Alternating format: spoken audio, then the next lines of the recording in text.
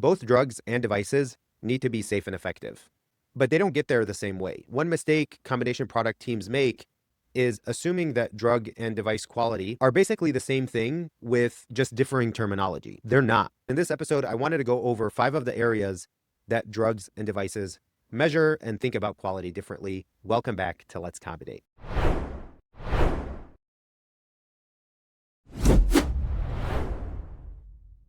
If it's your first time here, I'm Subi. I'm a consultant, trainer, and auditor. I've spent my whole career in drug delivery systems and drug device combination product quality and industrialization. I put together a cheat sheet guide that breaks down the 5 areas that we're going to be talking about in this video, and you can download that in the link in the description below. The first area that drugs and devices differ in their approach to quality is around quality philosophy and the process for evidence gathering. So on the pharma side, you tend to be focused on trying to make the product.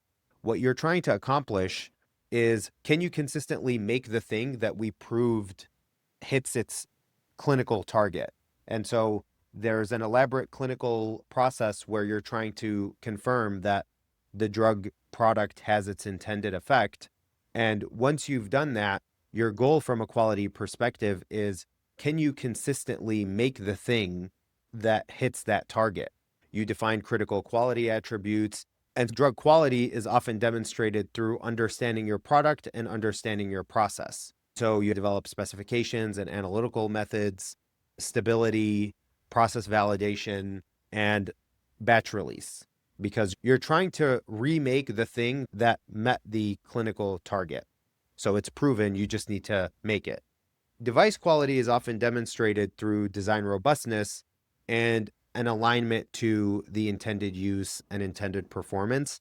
And that's where the product realization process, or historically what we called design controls, outlines developing design inputs, design outputs, design validation, all centered around your intended use, your intended user, your user needs. The first area is quality philosophy and how you gather the evidence. The evidence model is different. The second area is the development approach. And so drug development is centered around CMC, formulation, process development, scale up, and tech transfer, everything that's outlined in ICH Q8, which outlines the QBD process. Device development is centered around design controls, or product realization, as it's called in ISO 13485. You're trying to understand what is your intended use, who is your intended user, and then from there, you're doing an expanded plan, do, check, act cycle where you're making sure that you're solving the intended use problem by understanding your user, understanding everything they need, understand all of the risks associated with how the product is going to be used, and then establishing the data to plug the holes from risk management or satisfy the needs from the user needs and design inputs.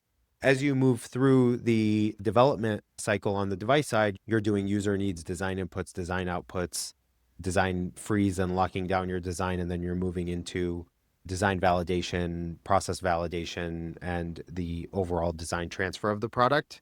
And the development process is, for combination products, you need to have both, but it's important to understand when developing a drug standalone or you're developing a device standalone, the approaches and philosophies differ at the outset. Now, the next area that I wanted to talk about is risk management.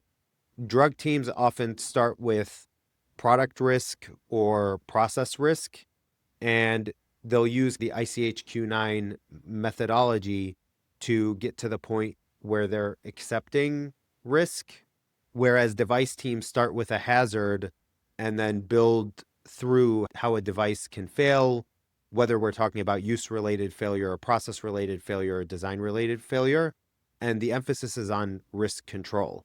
Practically speaking, on the device side, yes, risk management is important, but you see more ad hoc risk management on the drug side, where you may have a nitrosamines risk assessment or a specific risk assessment related to CCI. And the output of those risk assessments are integrated into the specifications and control strategy of the product. Whereas on the device side, you have to have a risk management plan and be thoughtful about how are you going to plan your risk management activities and the types of risk assessments that you need to do. And if you look at ICHQ-9 against ISO 14971, one of the key distinctions around the risk management approach is that risks are accepted from an ICHQ-9 perspective, and risks are controlled from 14971. And 14971 adds in a few additional requirements that are not captured in ICHQ-9, like the requirement to have a risk management plan and the requirement to have traceable, implemented, and effective risk controls, where you need to specify, okay, you have a risk here. Where exactly is it controlled? And how did you prove that that control is effective? The fourth area is the regulatory approach. And the drug submissions tend to be centered around CMC, clinical, and non-clinical data. CMC, manufacturing controls, stability, and non-clinical evidence. Whereas device submissions focus more on the intended use, understanding the characteristics of the technology, the evidence of your design performing as intended, the testing, risk, usability, and software if you have that. And the last area is around lifecycle management. Drug lifecycle management requires continuous process verification, ensuring that you're manufacturing consistently, ongoing stability of your product, where you're constantly testing and making sure that your product is maintaining stability. With the advent of ICHQ-12, post-market changes are done in a much more thoughtful way, and the way that you approach whether or not you characterize something as an established condition or as supporting information depends on how you handle the post-approval submissions. But the way that drugs operate is if you submitted it and you considered it important, then it's a locked-in characteristic, and you need to submit a change to regulatory bodies to ensure that it's approved or that they're notified before you implement it. On the device side, lifecycle changes are handled as design changes. There are a few key inputs into the change management process, and some of it are changes to improve a product where you may see a trend through post-market surveillance, or you may get complaints where you need to address and fix something, or you may have a vendor-initiated change that's driving you to make a change to your product.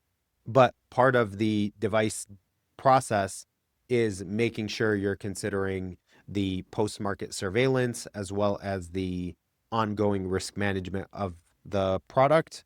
And regardless of whether you're talking about drugs or device, both of them have to continue to evolve because change is inherent, but they don't do it in the same way. So to summarize, both drugs and devices need to pursue quality, but they approach it in different ways.